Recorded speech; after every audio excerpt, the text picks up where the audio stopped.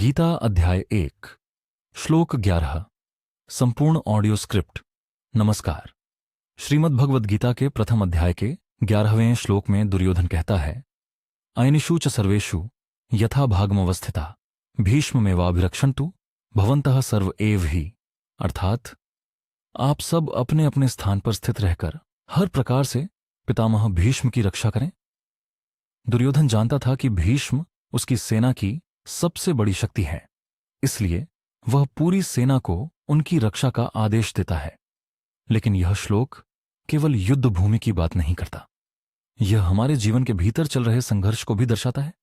हमारे भीतर भी एक दुर्योधन है, अहंकार, जिद, पुरानी मान्यताएं और स्वयं को सही साबित करने की इच्छा।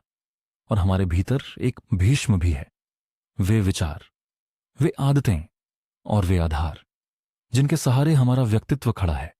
जब जीवन हमें बदलने का अवसर देता है, जब कोई हमें नई सीख देता है या हमारी गलती बताता है, तब हमारा अंदर का दुर्योधन कहता है, मेरे भीष्म की रक्षा करो। यानी मेरी पुरानी सोच न बदले, मेरी आदतें न छूटें, मुझे बदलना न पड़े।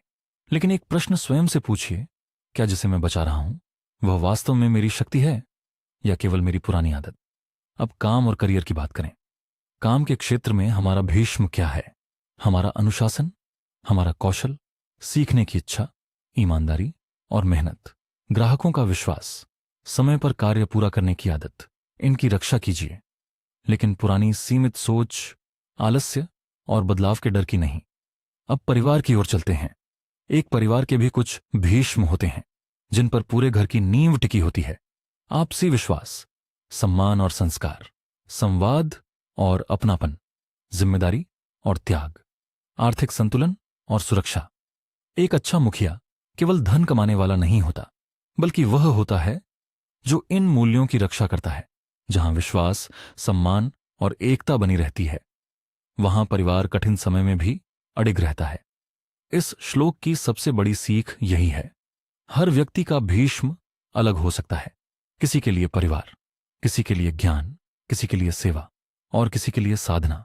अपने भीष्म को पहचानिए, उसकी रक्षा कीजिए और दूसरों के भीष्म का भी सम्मान कीजिए। यही स्वीकार्यता है, यही समृद्धि का मार्ग है। अंत में दुर्योधन ने कहा था, भीष्म की रक्षा करो। गीता आज हमसे कहती है, अपने जीवन, अपने काम और अपने परिवार के उन मूल्यों की रक्षा करो जो तुम्हें शक्ति देते हैं और जो तुम्हारे विकास में बाधा बन रहे हैं। उन्हें छोड़ने का साहस रखो। जय श्री कृष्ण।